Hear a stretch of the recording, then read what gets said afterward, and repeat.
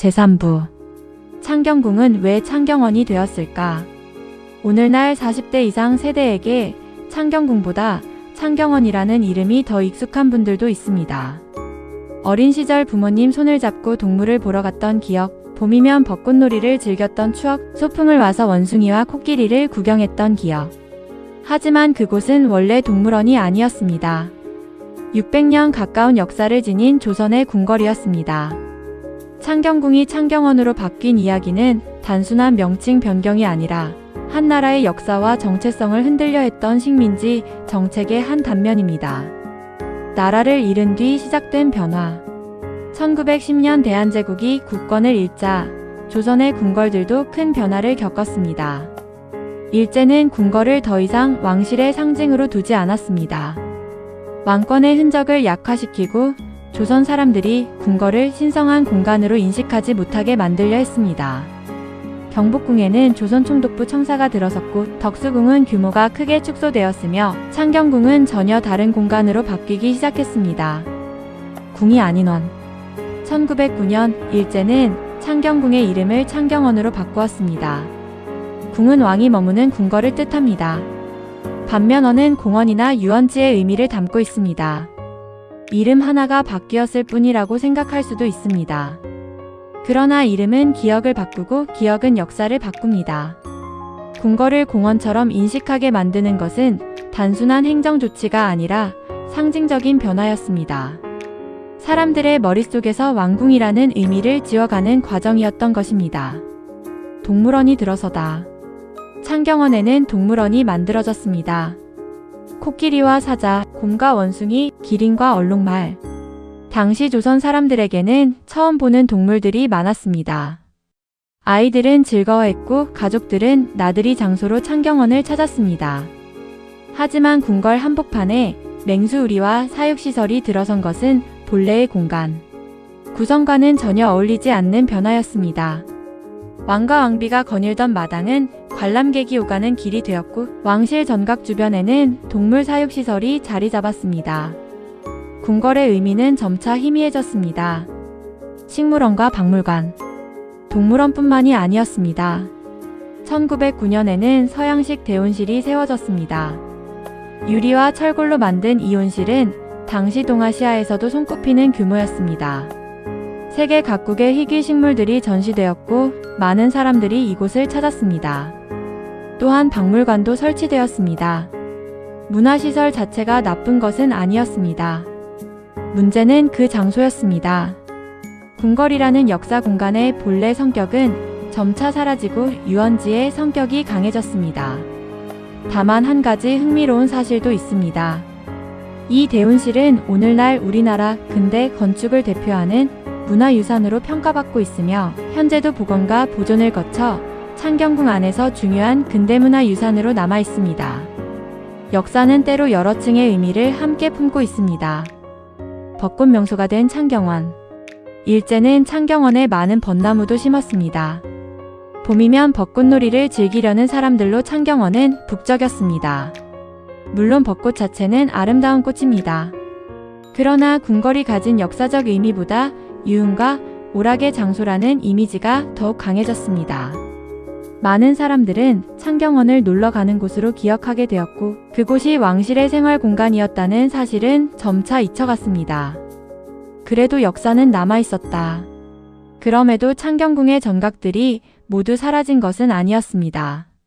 명정전, 통명전, 문정전, 환경전 등 여러 건물은 훼손을 겪으면서도 자리를 지켰습니다. 또한 동걸도와 옛 문헌, 발굴 조사 자료가 남아있었기에 후대 사람들은 창경궁의 원래 모습을 조금씩 되찾을 수 있었습니다. 문화유산은 건물만으로 지켜지는 것이 아니라 기록과 기억으로도 이어진다는 사실을 보여주는 사례입니다. 광복 이후에도 창경원. 1945년 광복이 찾아왔지만 창경궁은 곧바로 원래 모습을 되찾지는 못했습니다. 동물원과 식물원은 계속 운영되었고 사람들은 여전히 창경원이라는 이름에 익숙했습니다. 수십 년 동안 아이들의 소풍 장소이자 가족 나들이 명소로 사랑받았습니다. 그러나 역사학자들과 문화재 전문가들은 끊임없이 문제를 제기했습니다. 궁궐은 유원지가 아니라 문화유산이다. 왕실의 역사와 공간을 되찾아야 한다. 이러한 목소리가 점차 힘을 얻기 시작했습니다. 창경궁이라는 이름을 되찾다. 1983년 정부는 마침내 창경원을 다시 창경궁으로 되돌리는 복원 사업을 본격적으로 추진했습니다. 동물원은 과천 서울대공원으로 이전하기 시작했고 궁궐을 가리던 시설들이 하나씩 철거되었습니다. 이후 발굴조사와 고증을 거쳐 담장과 전각, 길과 마당이 차례로 복원되었습니다. 1990년대 이후에는 궁궐의 본래 모습을 회복하기 위한 정비 사업이 계속 이어졌고 오늘날 우리가 만나는 창경궁은 그 오랜 노력의 결과입니다. 다음 이야기. 이제 창경궁은 다시 궁이라는 이름을 되찾았습니다. 하지만 창경궁은 단순히 복원된 건축물이 아닙니다. 이곳은 효를 실천한 왕들의 이야기와 왕실 가족의 일상, 식민지 시대의 아픔, 그리고 문화유산을 되찾기 위한 현대의 노력이 모두 겹쳐있는 공간입니다. 다음 제4부에서는 창경궁이 오늘날 우리에게 남기는 의미와 꼭 둘러봐야 할 장소들, 그리고 조선의 5궁궐 가운데 창경궁만이 가진 특별한 가치에 대해 함께 이야기하겠습니다. 제4부. 이름을 되찾은 궁궐, 우리의 기억을 되찾다. 궁궐은 단순히 오래된 건물이 아닙니다. 그곳에는 한나라의 철학이 담겨 있고 왕실 사람들의 삶이 스며 있으며 시대의 기쁨과 슬픔이 켜켜이 쌓여 있습니다. 창경궁은 그 모든 것을 가장 극적으로 보여주는 궁궐입니다.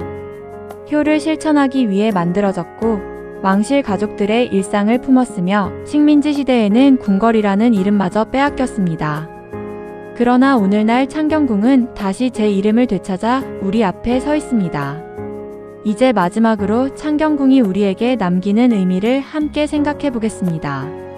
창경궁은 왜 가장 인간적인 궁궐일까?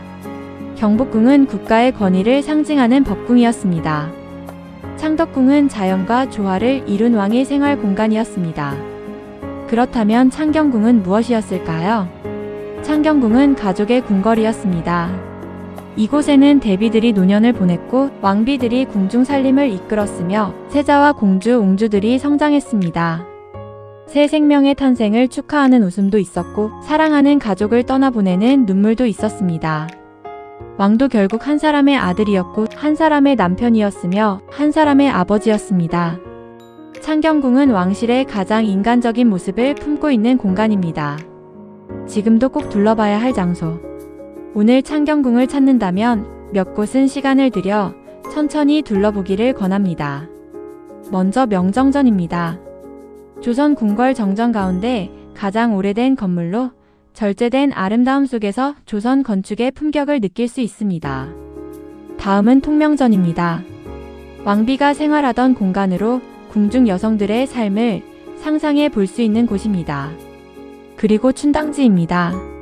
지금은 아름다운 연못이지만 원래는 왕이 농사의 중요성을 몸소 보여주기 위해 만든 내농포가 있던 자리였습니다.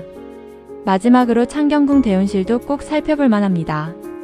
1909년에 세워진 우리나라 최초의 서양식 온실로 궁궐 안에 남아있는 독특한 근대문화 유산입니다. 비록 일제강점기의 산물이지만 그 시대를 증언하는 역사 자료로서 중요한 의미를 지니고 있습니다.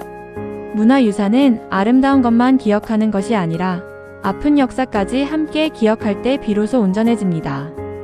밤이 되면 더욱 아름다운 궁궐. 최근에는 창경궁 야간 개장이 많은 사랑을 받고 있습니다.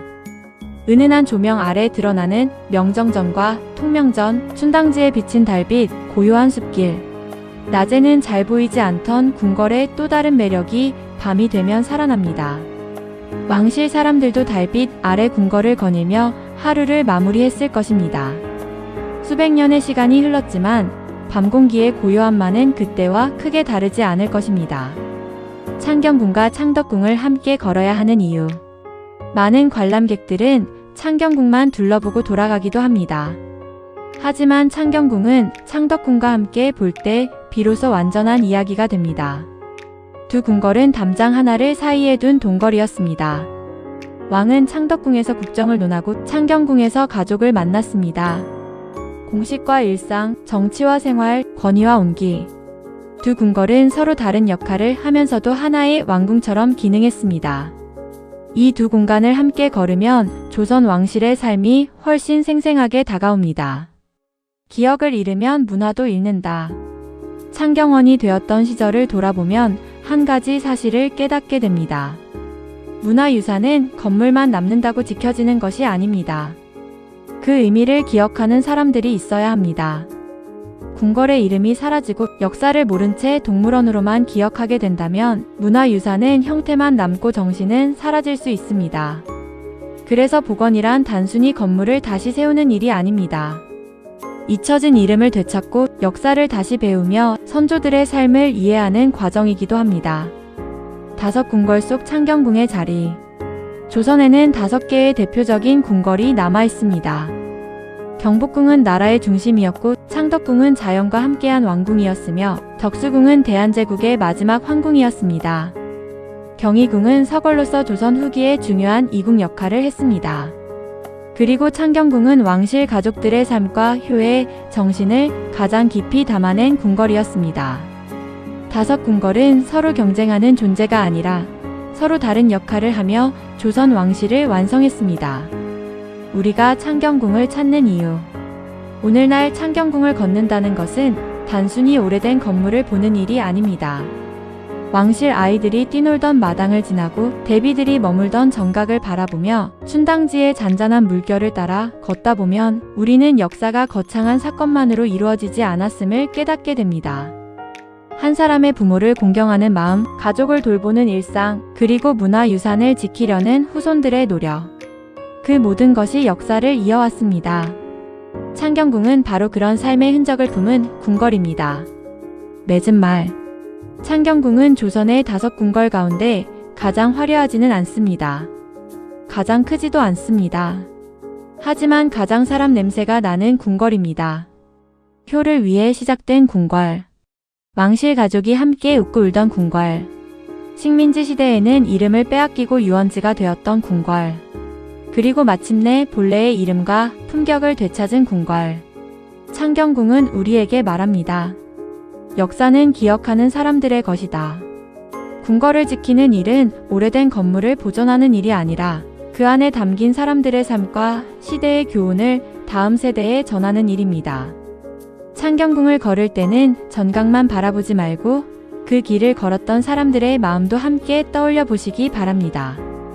그때 비로소 창경궁은 단순한 관광지가 아니라 살아있는 역사로 다가올 것입니다.